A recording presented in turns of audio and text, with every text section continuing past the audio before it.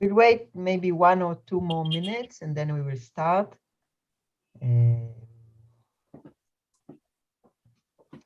We have a nice chapter today. I think it's an interesting, and it's very short. What's the number again?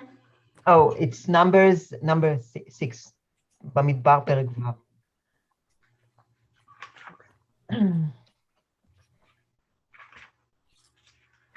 Meanwhile, I can say that I would like to dedicate this lesson. Last time we dedicated for Shlomo's health, but now, unfortunately, we will dedicate it to his memory.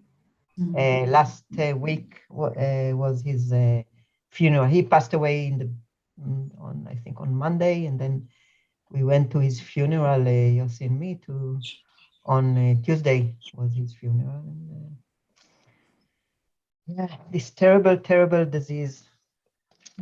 Oh, this was corona? No, it was cancer. He had cancer. Oh, cancer. Okay. Yeah. Oh, he had cancer. Yeah. Oh. He was. You remember in Yom Ha'atzmaut a year ago, he was at our home, and I was going to call him to invite him to this Yom Ha'atzmaut also, and then they told me that he was hospitalized, and yeah, it's the thing. The good thing is that his children, a son and a daughter, arrived from Belgium, and were able to see him, to say goodbye. Very good. Yes, so I think we will start. Okay, I'll share the screen, and of course, if you hear me, if you don't hear me well, please tell me immediately, and we will try to arrange it. Okay? And we will mute. Yes, toda. Okay, so now. Okay. Orit, shalom Orit. Tom was saying. Okay, so we are talking today about Numbers chapter 6. Shalom Orit. Please mute yourself, Orit. You just got in and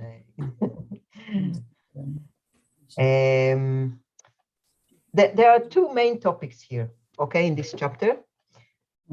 The first one is the law of the Nazir. And why do I say Nazir is, if we use this word today, it will be a monk, okay? It's a person that dedicates his life to the worship of God, but not only a priest.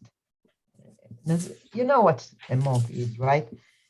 So Nazir is actually a monk, but you will see that in the translation, it is not written a monk, it is written Nazirit. It's the same word in Hebrew, at least in the translation that I used. So we will talk a little bit about it.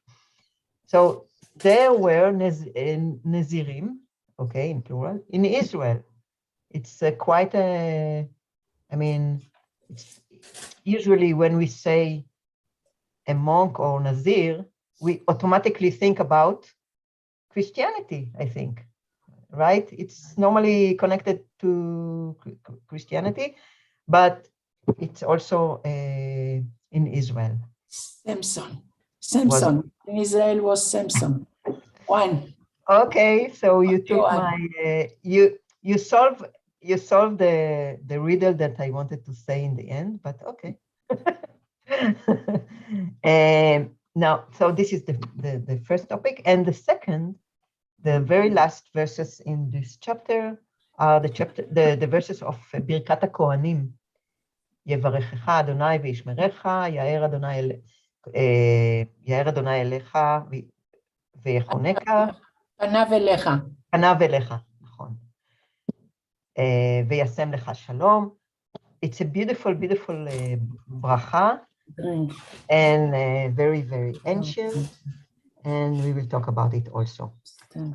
Okay, let's begin. Judy, would you like to read 1 to 8? The Lord spoke unto Moses. The Lord spoke to Moses, saying, "Speak to the Israelites and say to them, if anyone, man or woman, explicitly utters a Nazirite's vow to set himself apart for the Lord, he shall abstain from wine and any other intoxicant. He shall not drink vinegar of wine or any other intoxicant, neither shall he drink anything in which grapes have been steeped, nor eat grapes fresh or dried. Throughout his term as a Nazirite, he may not eat anything that is obtained from the grapevine, even seeds or skin. Throughout the term of his vow as Nazirite, no razor shall touch his head. It shall remain consecrated until the completion of his term as Nazirite of the Lord, the hair of his head being left to grow untrimmed throughout the term that he is set apart for the Lord. He shall not go in where there is a dead person. Even if his father or mother or his brother or sister should die, he must not defile himself for them, since hair set apart for his God is upon his head. Throughout his term as Nazirite, he is consecrated to the Lord." Thank you. It's interesting. You read from your book, right? Yeah, it's the GPS. yeah. Yeah, and what you showed in the beginning, and what is the word in your translation for in verse number 2 to the end to consecrate? This is the same word. I think it's not the same. It said to set himself apart for the Lord.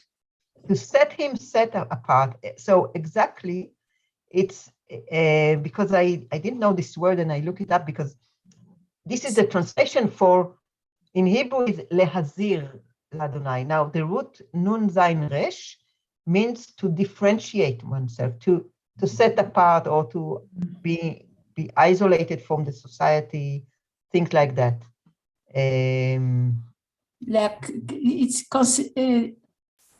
להקריב זה, לא, שכחתי את המילה. להזיר. להזיר. So now look something very... To sacrifice to the Lord. To sacrifice a bit, it's something else. To sacrifice to להקריב. To sacrifice one's, I don't know, first of all, we can sacrifice an animal, like we know in Leviticus and all the Bible. You can sacrifice your freedom for something else. You can, את מקריבה את משהו שיקר לך. Normally to sacrifice something that it's precious to you, you give away or you sacrifice. Give away. But it's not the same thing, okay? להזיר לאדוני, to be separated or to be... מקודש לאדוני אולי. For the God. נתנו אותו, Okay. We can... Okay, just notice that the word kadosh or holy is not mentioned here. Okay, now first I want you to pay attention to the fact that it's something that, first of all, it's a law. It's something that it's an instruction, okay? Ish or isha, man or woman, shall clearly utter if they want to vow or offer Nazirite. It means that it is by their will. If someone wants to vow for a Nazirite, to be a Nazir, it's by their will. Okay, it's very interesting, I think. It's not that normally we know about law, all kind of law. If someone did that, so he has to be punished by that, or all other kind of laws, but this is by their will. Also, we have this opening of men or when either man or woman, or in Hebrew, ish or isha, she, kacha v'kacha v'kacha, It's a normal ritual or a common opening for laws. Let's see. For example, in Leviticus, John, would you like to read a few verses from Leviticus I want to show you that the opening, this opening of a man or woman, it's a normal opening to say this is a law. Okay, so here it's about 3 or 4 verses. In Leviticus. Yes, Chapter chapter 13, verse 29. 13. You want to read from your book? Just because I haven't had this for a while and it's modern English. Okay, no, it will be. If a man or woman has an affection on the head or in the beard, I think they meant affliction. The priest shall examine the affection, though it's reliably called affection here. Yeah, okay, that's so. I mean, I wanted to, one verse number 29. Now go to 38. 38. Okay. If a man or a woman has the skin of the body streaked with white discolorations, and the priest sees that the discolorations on the skin of the body are of a dull white, it is a tetter broken out on the skin. Thank you. By the way, if a man or a woman have or has, because has, it's interesting because here it's have, so it's a mistake in this translation, right? It's a question of modern use versus, I believe that's 17th century usage. So what do you think it has to be? In modern English, it would be has, because it's one or the other, so it's a singular. Yeah, that's yeah. But technically, it's a case called the subjunctive, and it's because of the preposition if. Aren't you sorry I unmuted myself? Oh no, Does the subjunctive have a would in it? Okay.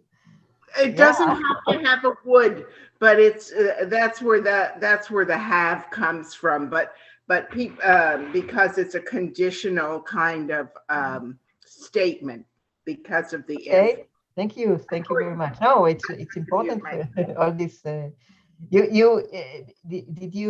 you apart from being an English native speaker, are you an English teacher? No, I majored in linguistics in undergraduate. So I imagine that there's something more than.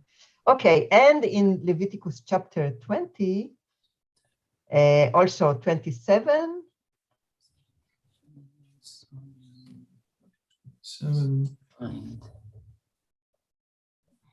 A man or a woman who has a ghost or a familiar spirit shall be put to death.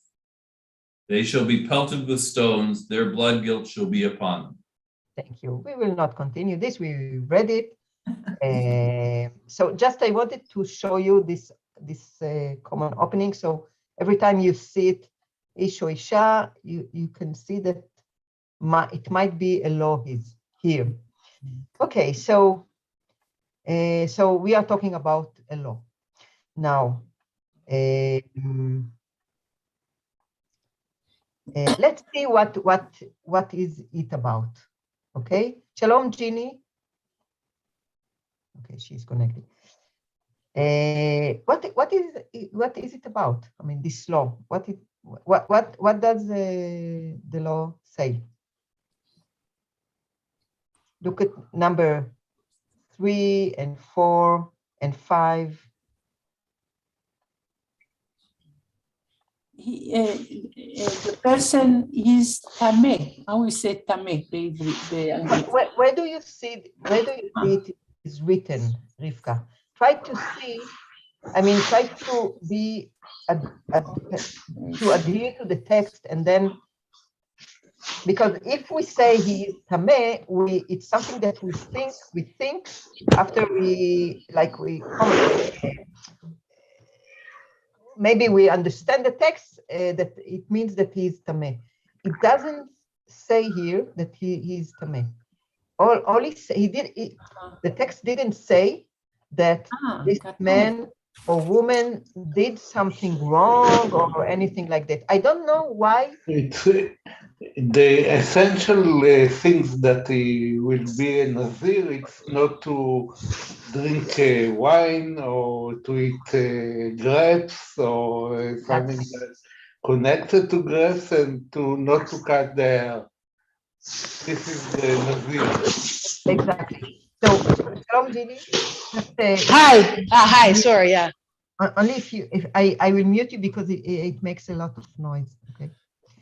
So, what I want to say, just notice again, Nazir normally is a monk, and when we think about a monk, immediately what we think about that he is not having any intimate relationship with other people, right? With other they don't marry, they don't right? They live totally differently from the regular, from most of the people.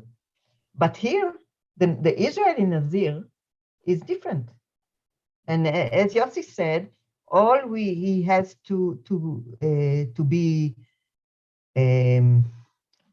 Avoid for wine. to abstain. We're going abstain. Abstain Yes. is from wine. He doesn't have Wine to. and He must not drink wine or eat something that is connected or is derived from is produced from grapes. Even not the breast, even not the waste grapes or. rice. By the way, what is a gravestone? Because I know that in Hebrew it means the It's the seed, the garin. The garin.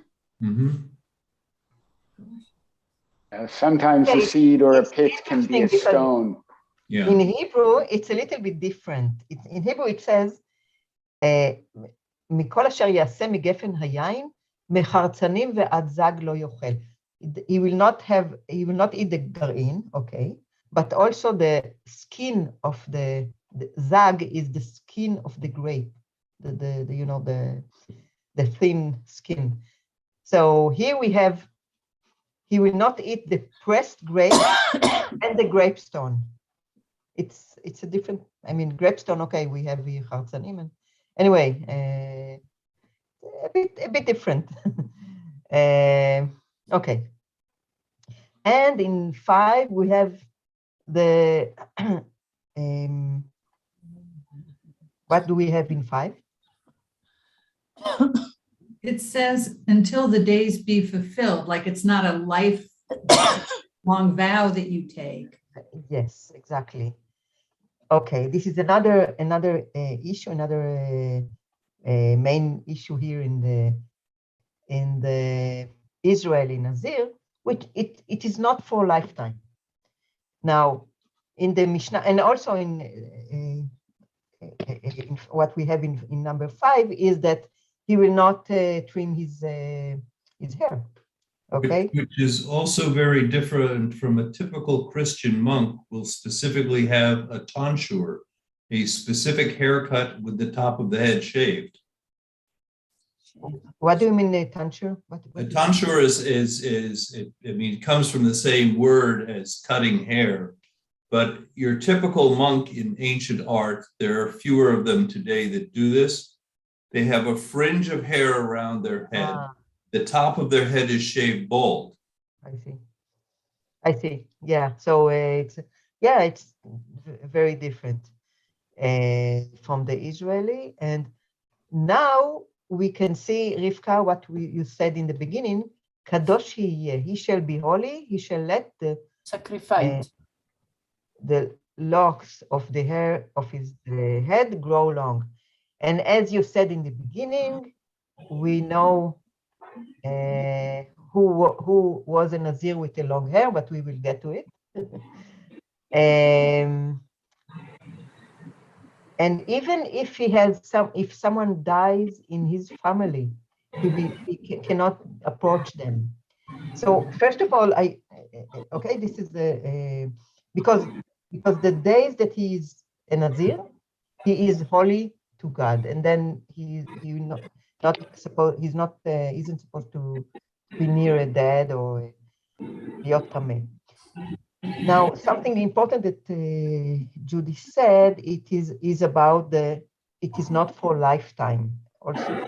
Again, it's a different thing from the Christianity. And Or could you use your mute control, please? yes, yes. תודה. סליחה. אפשר להגיד משהו? כן, תשאלי, I want... The reason of those conditions, I think, are for not all those things give pleasure to the person. So the monk have not, is forbidden to be pleasure. Yes. Like, ככה אני חושבת, הוא פשוט מנוע מליהנות, not wine, not women, not shave. All the things what give us something good, something pleasure, he is forbidden. Yes, yes. עכשיו שמתי לב לזה. But again, Rivka, you're right about the wine, but it doesn't say one word about not going with a woman, not having a woman. No, this is what we talked about, the differences between a Christian monk and a Nazir. This is why, I don't know if this is the reason, but the word Nazir is not translated to a monk. It is not translated. It is Nazir, also in English. Only, I just want to, Judy, what you said about not for lifetime, in Masechet Nazir Mishnah Gim Aleph, Mishnaya Gimel, it says Tam Nezirut 30 Yom. It means that if someone vows to be a Nazir, he will do it 30 days, but according to what I read, and I didn't bring it here because it's too much, he can, if he wants to be a Nazir for a longer period, he can. If he has to define himself the period, if he wants to I don't know, to be a Nazir for 2 months, he has to declare it, and then he will be a Nazir for. But it's a very interesting attitude to this thing, not to have I don't know, think about, from now on, I don't watch TV, or I don't, I'm on a diet, or I don't know. It's like for 2 months. I think it's the situation that people nodrim neder to be a Nazir because they are inside, God will help me to get out from my disease. I will be Nazir for 30 days or something like this. It's not. If they, yeah, I know that it is not for. Yeah, of course, I didn't mean that they do it for like occasions that what I said. I just say what I want to say is just, it's like for us to say now from I don't know, for 2 months I will not do this and that. This is what I mean. It's not for a lifetime. Of course, it's not for diet or some things like that. And we will see about the neder. We'll see about the neder after we will read this the next section. Yes, and the nedarim, they are usually they are coming for to atone, to ask for some like Shimshon, the parents of Shimshon. If I will have a child, I will give him to. Nachon. Or Hannah, yeah. So let's move on. Or Samuel was also Nachon. a monk. Okay. I have, כן, Yossi כן. gave me an idea. Nezer and neder, perhaps they are the same thing. And hadara, when we put someone out of the community, Yes, we call very it nice. hadara, out Very for us. nice. שלושה דברים יוסי עכשיו הביא לי, נדר, נזר, הדרה. Very nice comment, because I know that from in the Aramaic, the letters Dalet and Zain can be Changed. switched because they are a little bit similar, because there are certain words that can be switched, and like where maybe you're right. Very nice. Shalom, shalom, Adina. Okay, so let's move on. Gary, would you like to read 9 to 12? No, I wouldn't. For me? No, I can't. They're yelling here. They're arguing about something. Okay, yeah, I forgot that. So you cannot. Okay, Rivka, Crystal? מה? איתי? No, Crystal, can you read 9 to 12? Yes. And if any man die very suddenly beside him, and he defile his consecrated head, then he shall shave his head in the day of his cleansing. On the 7th day shall he shave it. And on the 8th day he shall bring 2 turtle doves or 2 young pigeons to the priest, to the door of the tent of the meeting. And the priest shall prepare one for a sin offering and the other for a burnt offering, and make atonement for him, for that he sinned by reason of the dead, and he shall hallow his head that same day. And he shall consecrate unto the Lord the days of his Nazareteship, and shall bring a he lamb of the first year for a guilt offering. But the former days shall be void, because his consecration was defiled. Let's read the Hebrew part, okay? Sometimes, as we said, we'll read. רבקה, את רוצה לקרוא את העברית? כן, 10 או 11? 9 עד 12, עד י"ב. ט' עד י"ב. אוקיי. וכי ימות מת עליו בפתע פתאום, וטימא ראש נזרו, וגילח ראשו ביום טהרתו, ביום השביעי יגלחנו. כן? וביום השמיני יביא 2 תורים או 2 בני יונה אל הכהן, אל פתח אוהל מועד. ועשה הכהן 1 לחטאת ו1 לעולה, וכיפר עליו מאשר חטא על הנפש, וקידש את ראשו ביום ההוא. והזיר לאדוני את ימי נזרו, והביא כבש בן שנתו לאשם, והימים הראשונים יפלו כי טמא נזרו. יש פה משהו עכשיו עלה לי גם כן. Something interesting here. Okay, in Hebrew it says in number 9, וכי ימות עליו בפתע פתאום. פתע פתאום is a phrase in Hebrew that we say like suddenly, just suddenly, but you can say פתאום, you can say לפתע פתאום, it's like stronger or something. Here, and in the translation, it's very suddenly. You know what? I wonder, John, can you tell us what is the translation in your book? Because very suddenly, it's not a very good translation for Befeta Pitom. It simply says if a person dies suddenly near him. Just suddenly. Okay, so Rashi addressed this Befeta Pitom, 2 words, and said Befeta if it is compelled, and Pitom by mistake. Of course, probably it's from the sages. Probably it's something that the sages wrote about.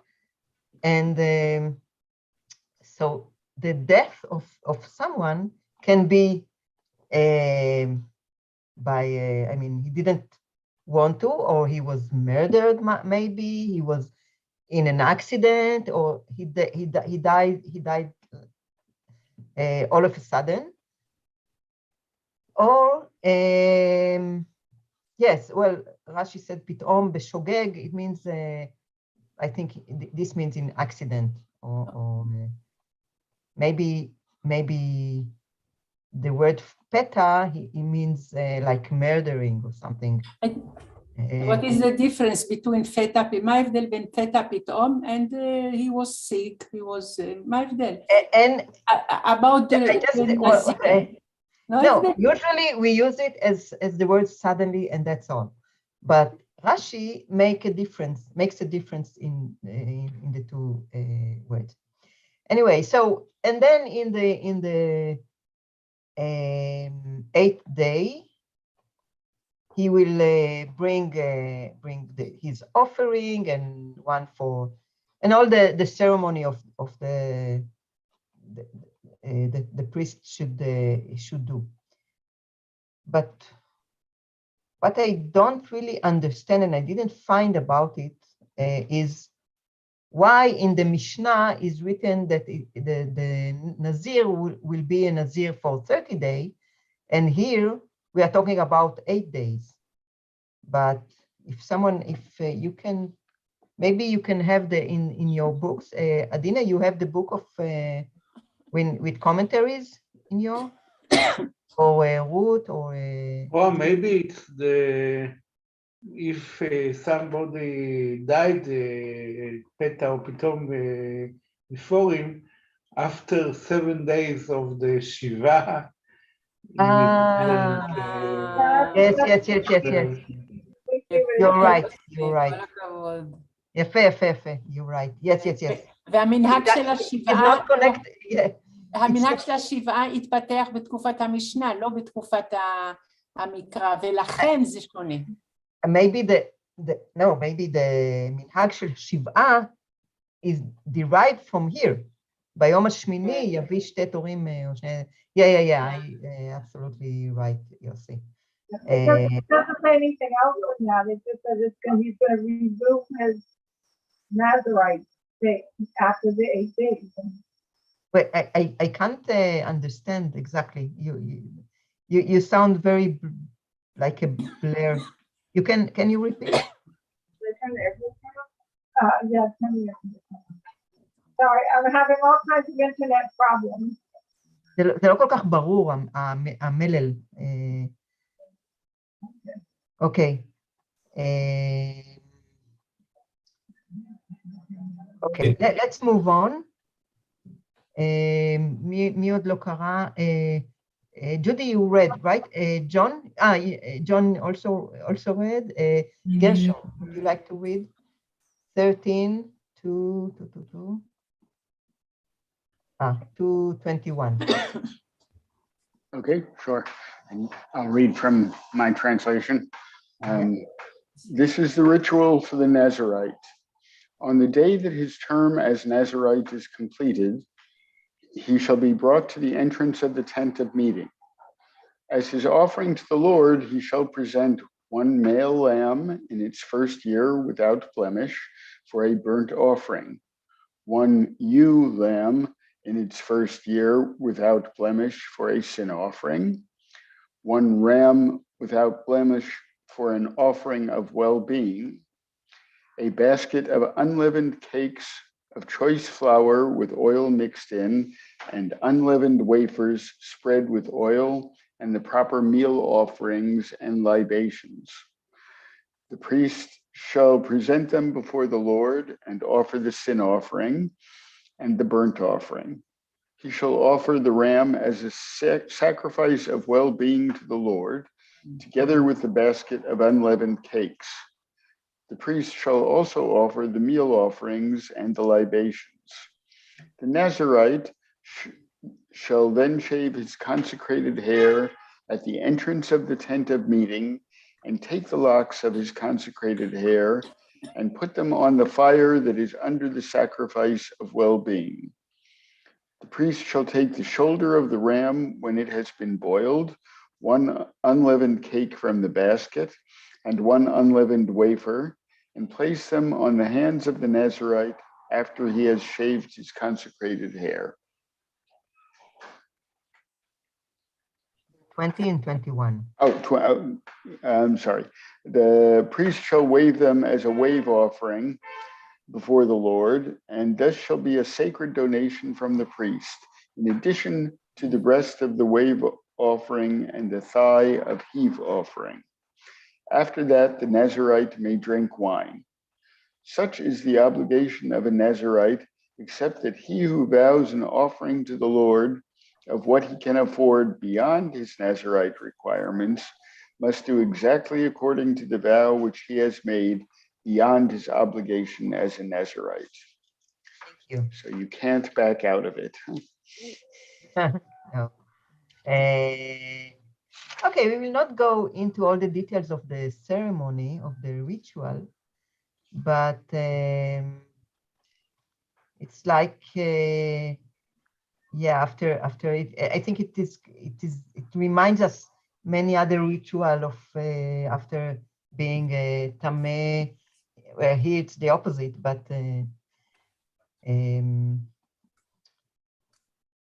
anyway, I would like to read, to show you some commentaries that I found interesting commentaries about this parasha, this section, okay? Can I sidetrack with one question? Of course, of course. I thought it might get answered if I listened long enough, but it's not. So going back to the discussion of Nazir, I realize I'm confusing the English with the Hebrew a little bit, but I'm wondering, is there a connection between Nazir and then Natseret as the name for Nazareth? Oh. Town of, I mean, I don't know, because also it is really resembling the wording, and the tzaddik v'zayin. I really don't know. Nazareth. Because often Jesus is referred to as the Nazarite, which I always thought meant from Nazareth, but now I wonder. I think Jesus is more typically referred to as the Nazarene, someone from Nazareth. Okay, could be. So John, you don't think that it is connected in more depth? Not because of, as you said, the Tzadi and Zion being different, and in Christian mythology, Jesus is a native of Nazareth. Yeah.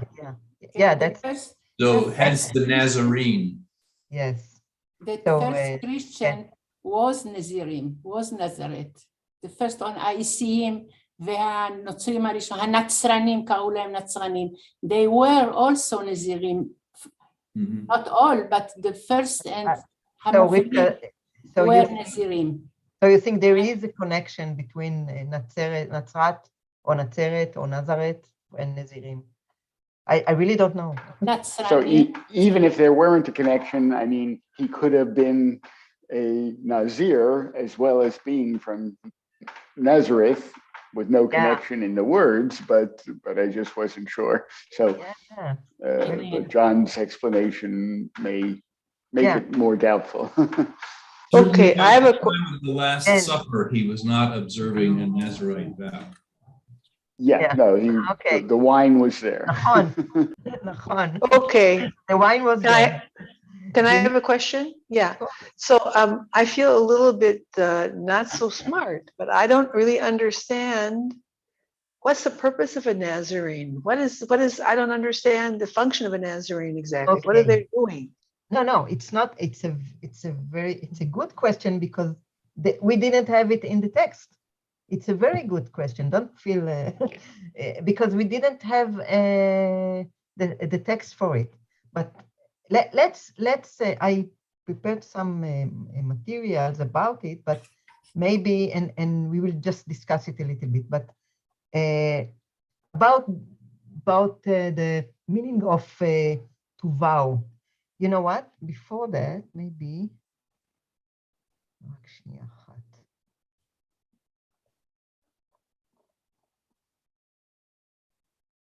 Okay, you know what? Let's explain your explanation of what you want to talk about now may be an explanation for my question. That's fine. If you want to just go ahead and talk about what you want. I just let's review this quick. To vow for something is, like Yossi said in the beginning, is when you really want something bad, when someone is ill, when someone cannot have children, and this is what he or she wishes, like Hannah, or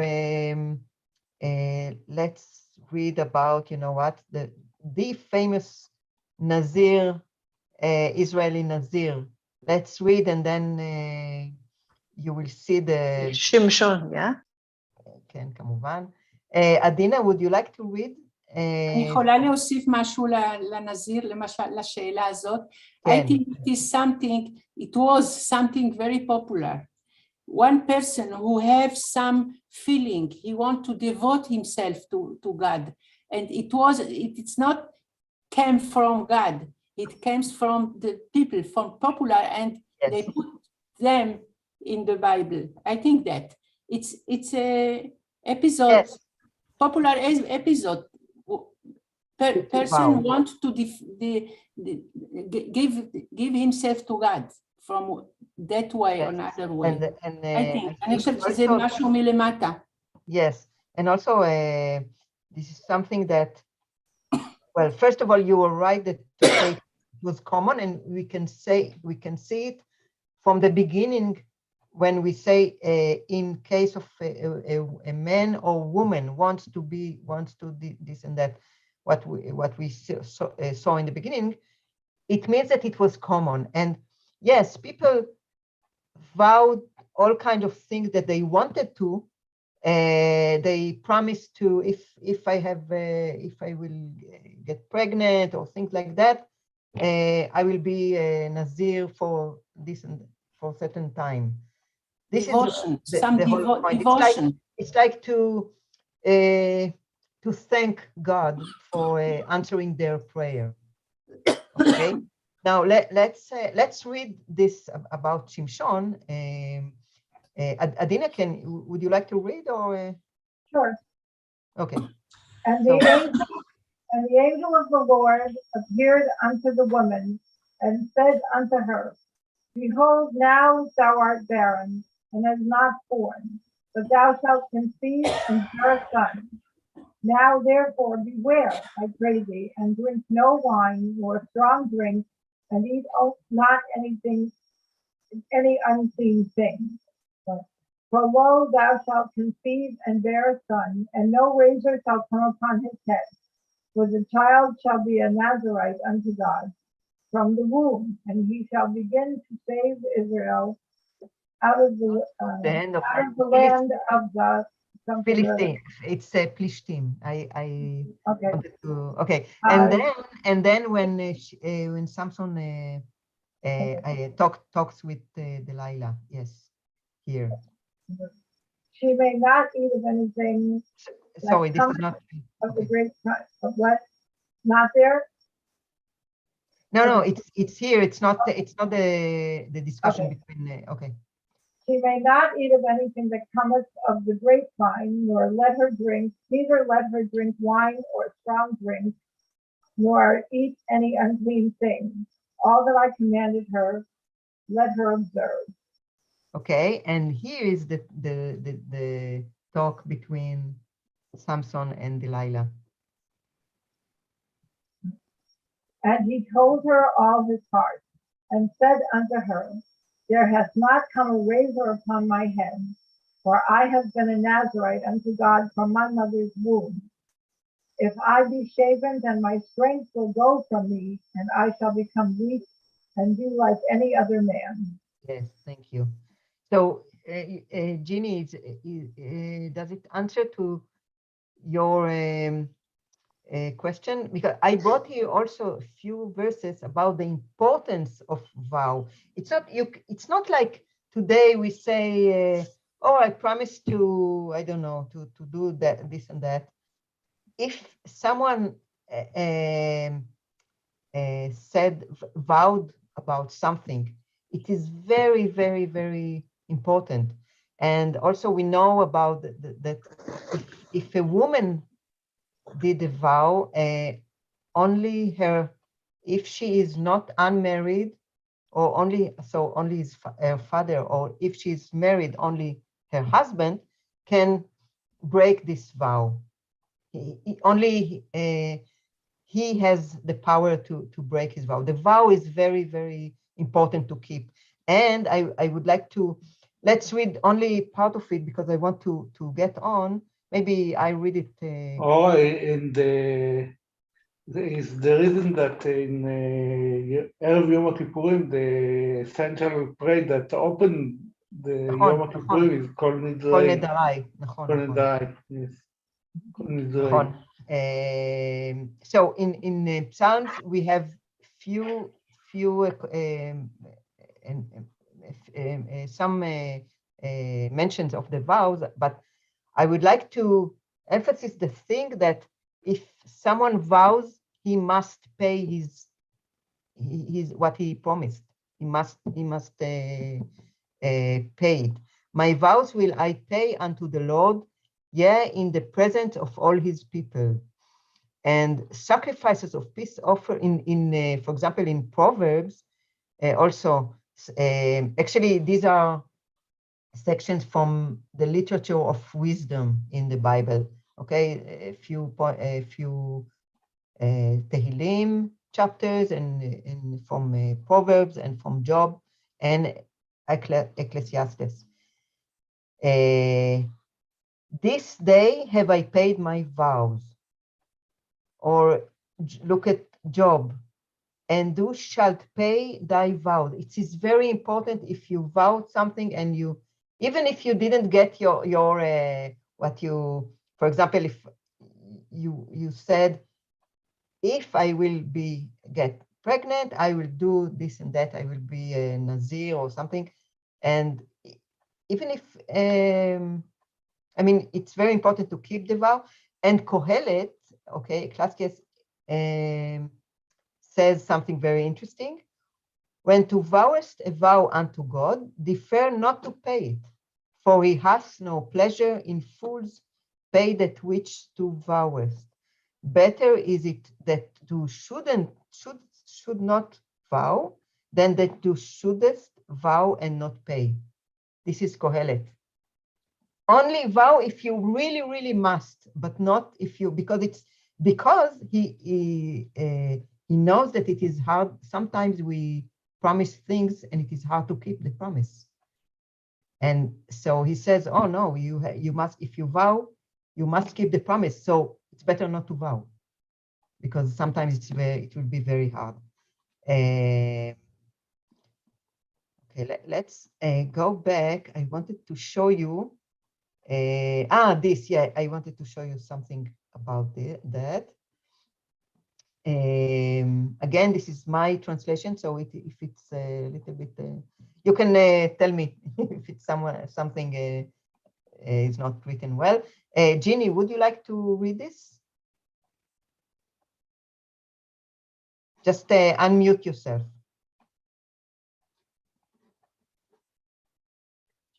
Okay, the whole page.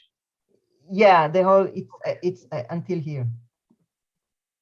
Until there, okay, Amos, okay. So hang on, I can't see the top of, there it goes, okay.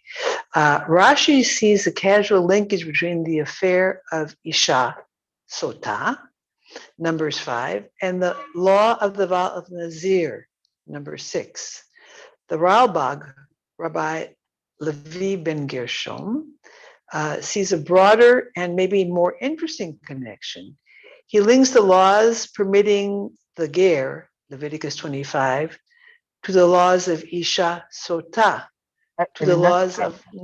I will only say that Leviticus 25 is the end of Leviticus. So it is a direct connection to Okay. Sefer Bamidbar. Okay.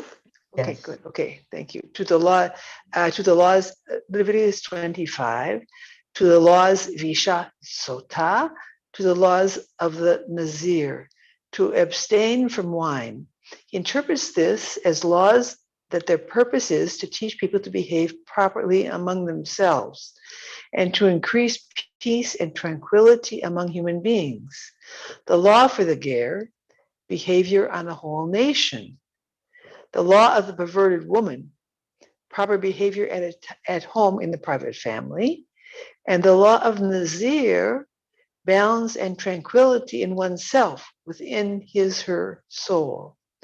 Rabbi Yitzhak ben Yehuda. That's it? Enough? You understand? You follow it? Yes, yeah. This Yes? one is on a lot, you're getting smaller and smaller scales of the same idea. Yes, exactly. Yes. Okay, so Rabbi Yitzhak ben Yehuda Abarbanel from the Iberian Peninsula, Spain and Portugal, sees the affairs of the Nazir as a connection to the priests and Levites spoken at the beginning of the book of Numbers. In his opinion, the Nazir are another special group of people who have, like the priests and the Levites, a certain third closeness or degree in relation to holiness. See Amos. And we will read Amos. Thank you. So you see, I think it's very interesting to see the different commentaries of three big commentators about this. For example, Rashi connects it to the all what we read last time about if someone is her husband is thinks she betrayed him and all that, what we read last time. And this is like, but then we saw last time that it's all there is a ritual specific for that. So I think I really like the commentary about the behavior of Ralbag.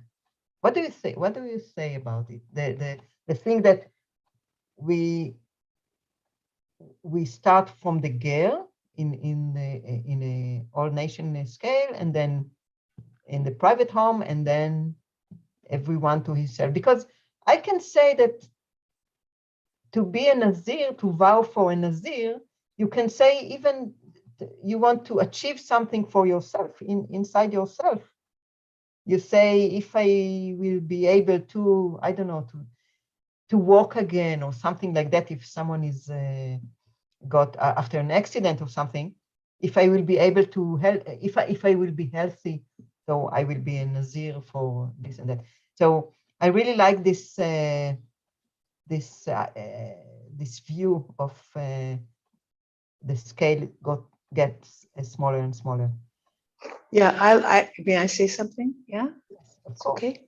Yeah, so I like the idea of the scale getting smaller and smaller, but I don't really understand how the laws of the ger relate to the nation on a whole scale. That doesn't connect in my mind somehow. I mean, the idea of the nation, the idea of making a larger and smaller connection, more and more intimate, more personal, is a lovely idea. I like the general idea, but I understand how ger relates to the whole nation scale. I mean, how does that connect? I don't get it. I think it's also the about the relationship. It's not only a scale of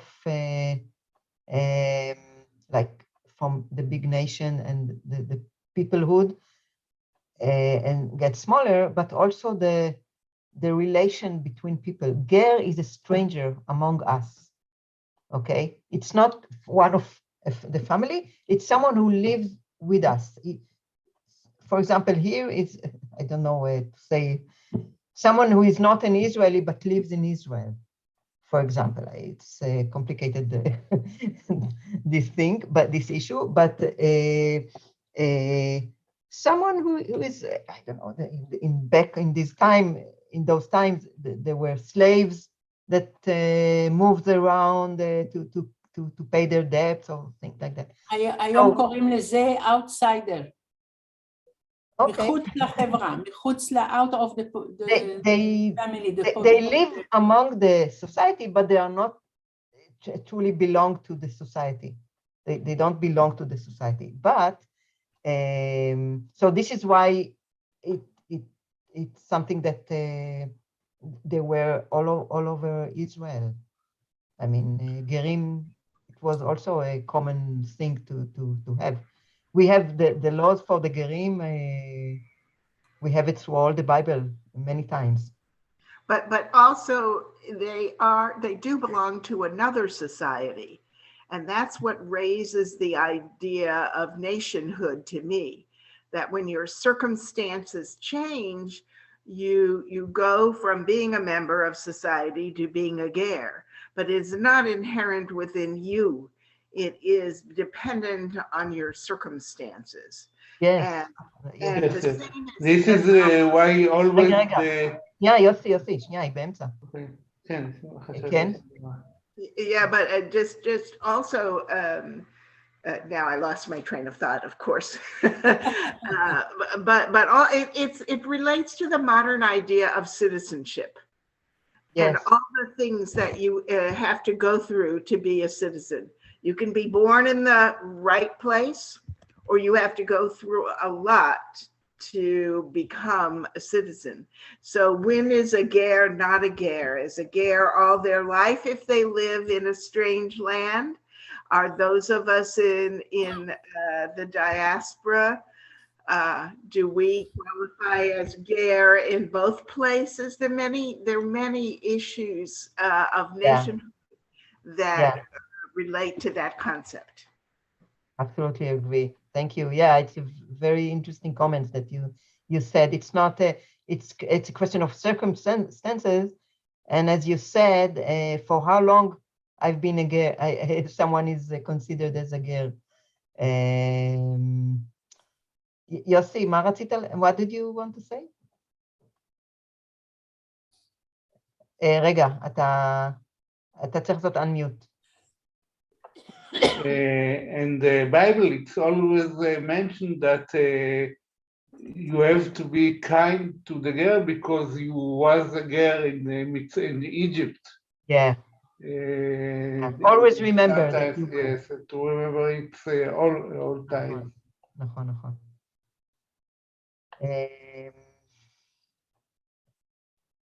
Any other comment? I think it's a big topic and interesting, and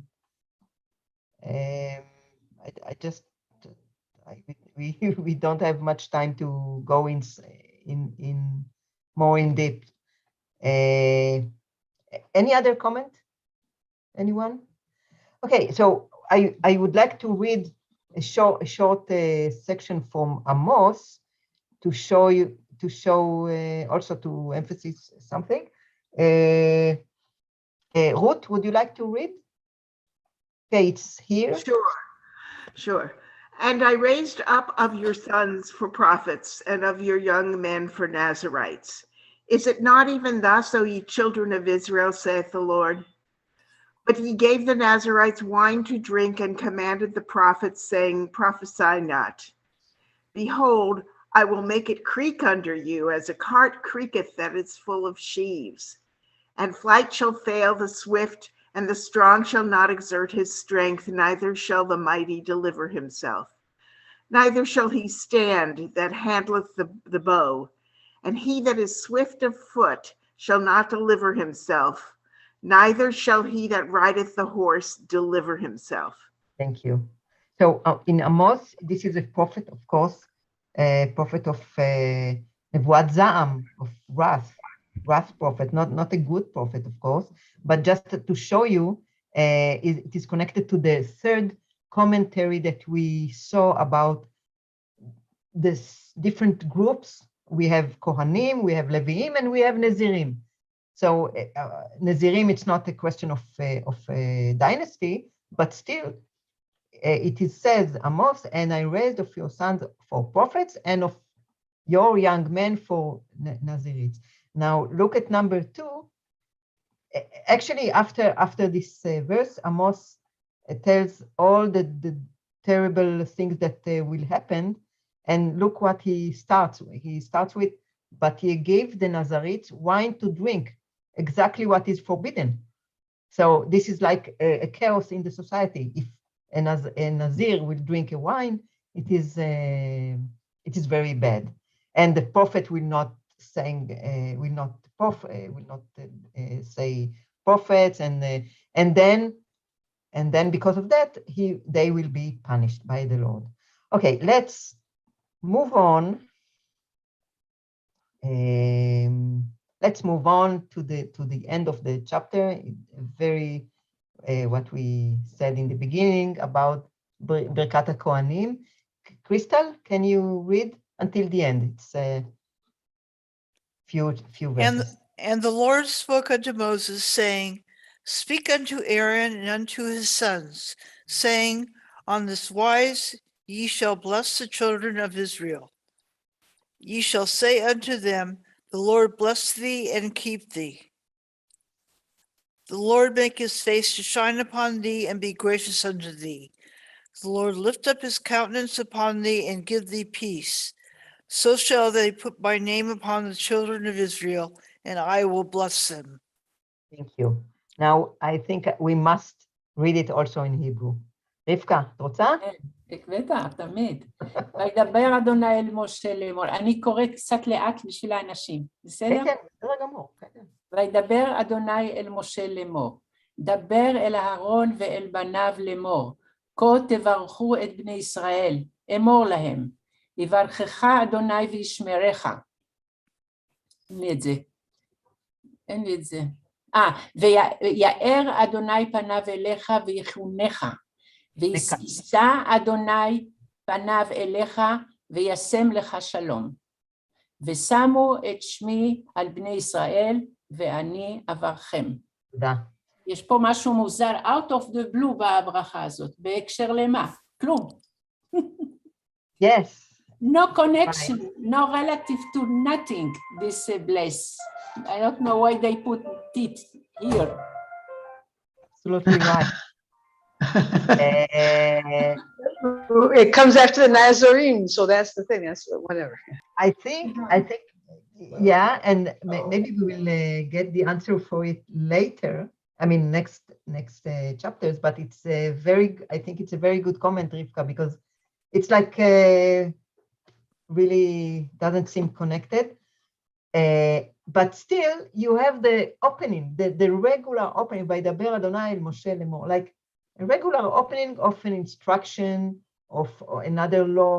We have the Isha Sota, we had the Nazir, we had the Kohan. In the beginning of Numbers, we had all the setting of the nations, of the camp. Now, one of the main duties of the Kohanim was, what do you think, according to this section, something very important, to bless the people. Bless the people. Ma? To bless the people. Yes. No? What you said, to bless the people.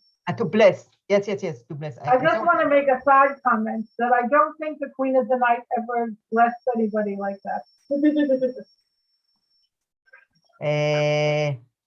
I can't hear you very well, and I know I missed. No, it was just a funny comment. I just said I don't think the Queen of the Night ever blessed anyone like that. I see.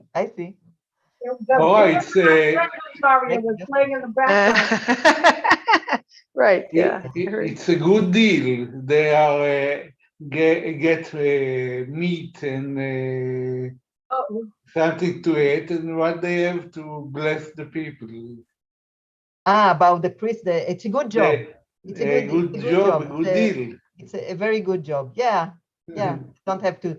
Yeah, but they have to do a lot of other things. Yeah, they have to all the deals with the sacrifices and all the illnesses that the disease that we read in Numbers. Anyway, in Leviticus. But I think it's a beautiful. First of all, it's a poetic text. You can see it in the short. Maybe I will move on. Here, you see here. Look at it has rhythm inside. It has short sentences. It has repetitions of word. For example, we have 3 times. Look, Yevarechecha Adonai, Yair Adonai, Isa Adonai. Now you have also the Yair Panav Elecha, Panav Ele.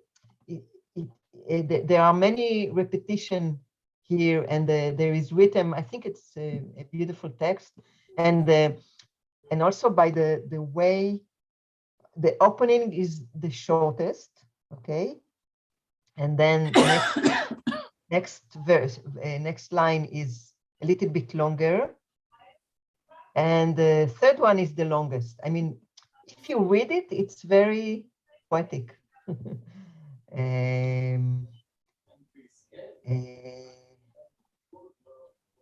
Yes, I wrote it. This is from the word of the encyclopedia. The priest's blessing is a poetic text built according to the principles of biblical poetry. This liturgical blessing has been and continues to be used by the priest who bless Israel to this day. Well, this day is Rabbanim, rabbis that bless the children. I just want to show you that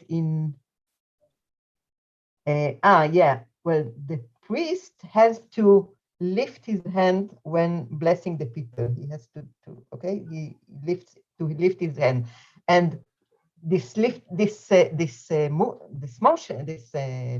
of the hand comes from Leviticus number 9. Adina, would you like to read Leviticus number 9:22? This is the first time that Aaron and Aaron lifted up his hands toward the people and blessed them. And he came down from offering the sin offering and the burnt offering and the peace offering. Okay, thank you. And again, then in Psalms. Okay. Yeah. So I will bless thee as long as I live. In thy name will I lift up my hands. Thank you. Now and can you read also, and then we will discuss the last point, and then. Blessed be he that cometh in the name of the Lord. We bless you out of the house of the Lord. Thank you. So the blessing is also, look at number 27. This is the last verse of the chapter. So shall they put my name upon the children of Israel, and I will bless them. So the priest has to bless, but the blessing itself is divine. It's not the priest is only the conveying it. He himself doesn't have the power of the divine blessing. This is an important issue of this blessing. It's always a divine blessing, and the priest only does it. I just wanted to say that, we do in this day and age, when the Shalosh Regalim, they do the Birkat Kohanim at the hotel on Shalosh Regalim, and every now and then we do it even in our synagogue. Yeah. When we Yom Kippur, or sometime during the Shalosh Regalim, that usually the Frank family wants to do it because they're Kohanim. And we do actually have Birkat Kohanim sometimes. So even in our show, and every time it's on Shalosh Regalim, they do it at the hotel. Yes, I remember when I was a child, in the synagogue, I mean, we weren't always in the building itself, but every time, from time to time, my father used to call us, now, Tavo, come, now it's Birkat Kohanim, and we came, and he would put the talit all over us, and then over our head, and do the Birkat Kohanim. There are even Masorti congregations. Moreshet Abraham in Jerusalem comes to mind, where every Shabbat, every Amidah, they have the Kohanim come up for the Birkat Kohanim. Yeah. You So know, it's a very regular thing there. Leonard Nimoy told a story about, on Star Trek, it was Spock, and he said, how did he get this, live long and prosper, his sign of the Vulcans? And he said, when he was a child in the synagogue with his father, I think preached one time during Birkat Kohanim, and he saw them doing this with their hands, and so he stole that from the Kohanim to be the sign of the Vulcans on Star Trek. אוקיי. כן, רבקה. רגע, את צריכה לעשות unmute. היה קודם רעש, את תעשי unmute. היה קודם רעש, אז לא... Before we ask why the Kohanim, I think it is a compensation of the sacrifice, always with blood, something nice, something good to not only blood. I don't feel sorry for them, that's okay. הנה, כולם מחייכים, אפשר, we can small I've been, the only thing that I really, no, seriously. I've been to the Reform congregation for about 10 years. The only thing I really, in Oil Avram, I really miss the melody of the Birkat Kohanim in the Reform congregation. We don't have it, Gershom is smiling. We don't have it in maybe I should suggest, propose it to David. It's something that with the melody is very touching. Anyway, תודה רבה. תודה לך, אורה. Time is up. And תודה רבה. Welcome. Good to see you, Ruth. Okay, תודה So רבה, much, אורה. Okay. Bye bye.